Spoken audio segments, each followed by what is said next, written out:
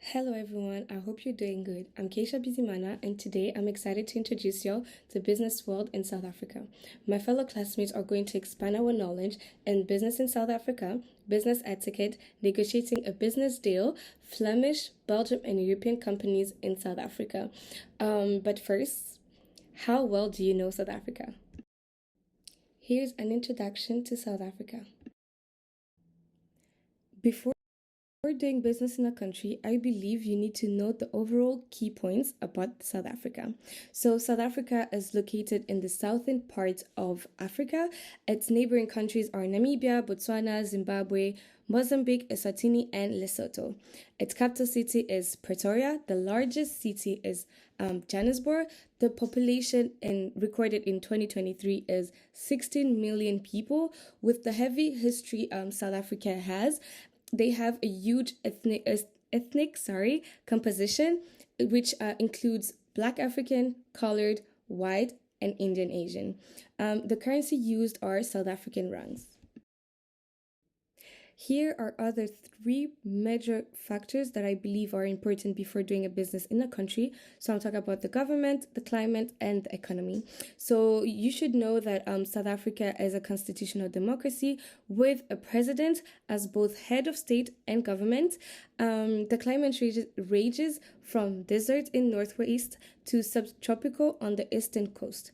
The economy is highly industrialized with key sectors mining, agriculture, and manufacturing, as well as services. So, also, you need to know that South Africa is well known for tourism. So, before doing business, I advise you to go visit.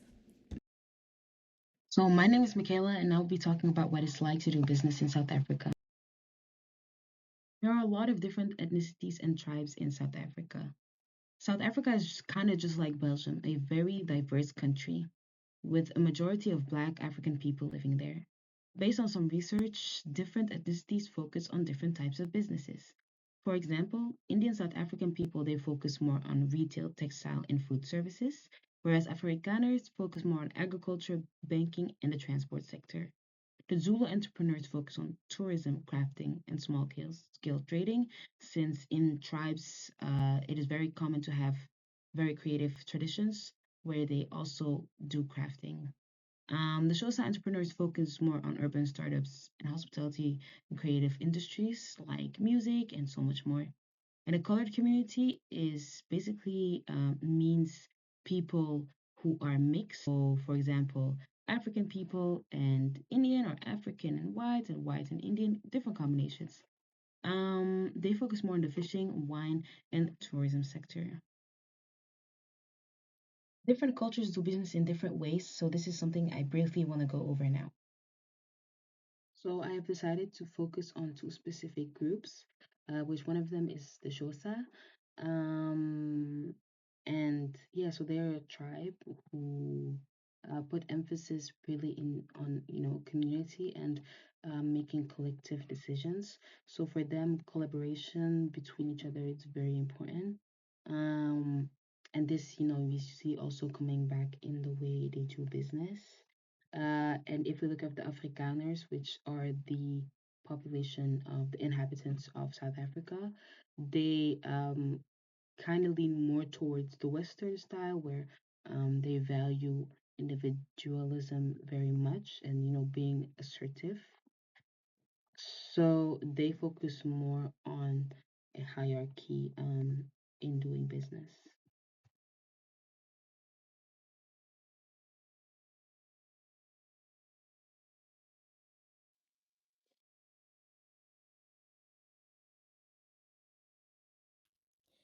Hello everyone, my name is Sumaya and welcome to my presentation. Today I will be talking some facts about South African business etiquette.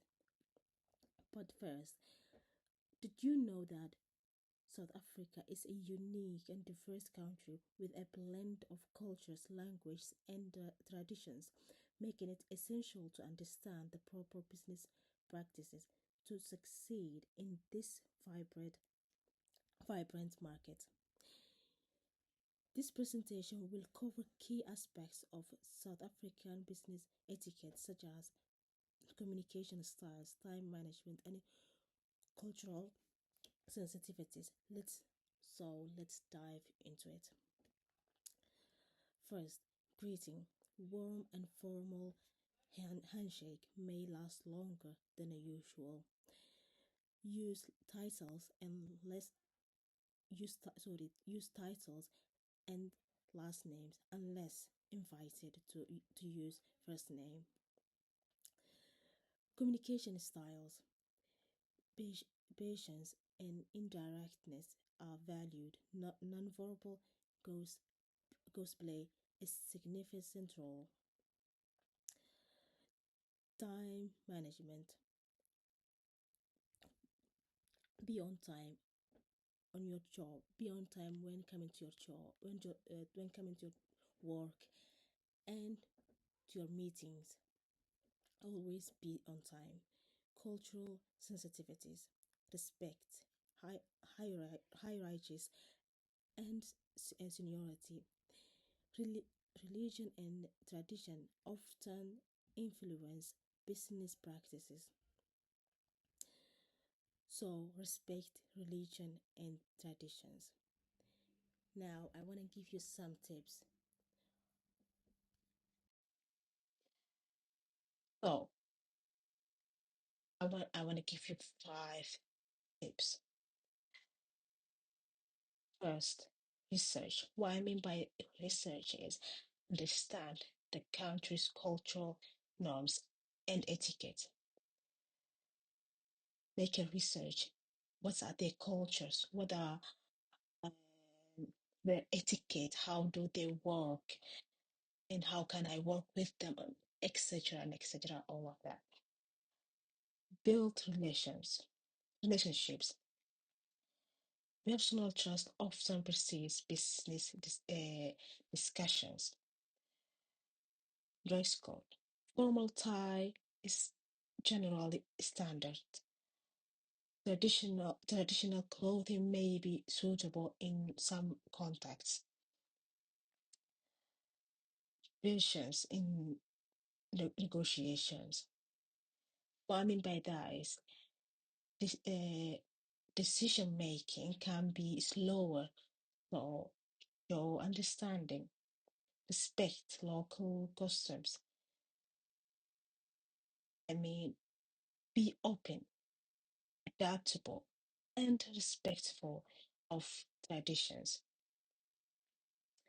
And that's all for my video. And have a nice day.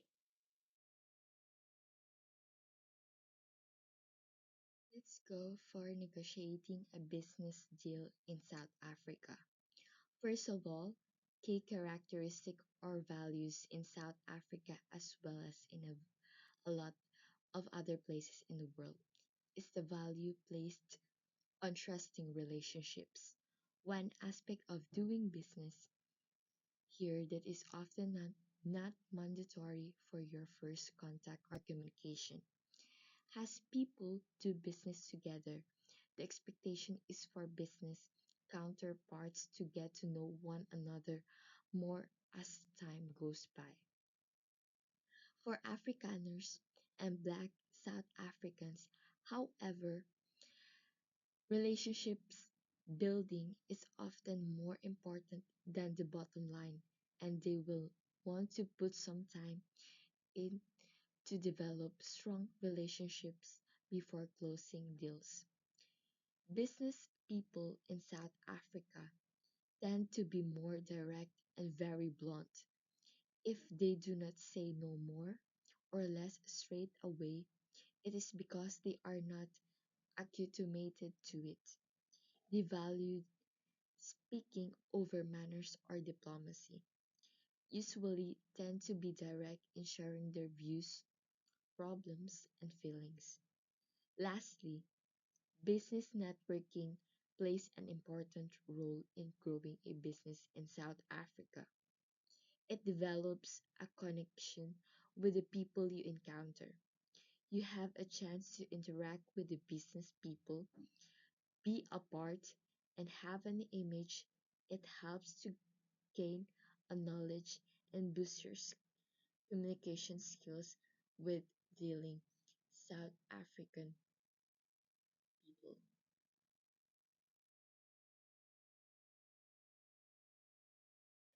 There are a lot of Flemish and Belgian companies that have made a significant investment in South Africa. We'll discuss the top three companies working with South Africa. The first company is Lotus Bakery, known for its Biscoff biscuits. It has made a significant impact in South Africa. The company has built two factories across the nation since 2019 to support local and regional demands. These factories did not only produce biscuits efficiently, but it has also supported regional economic growth and job generation. Because of producing locally, Lotus can reduce its dependency on imports and better serve South Africa.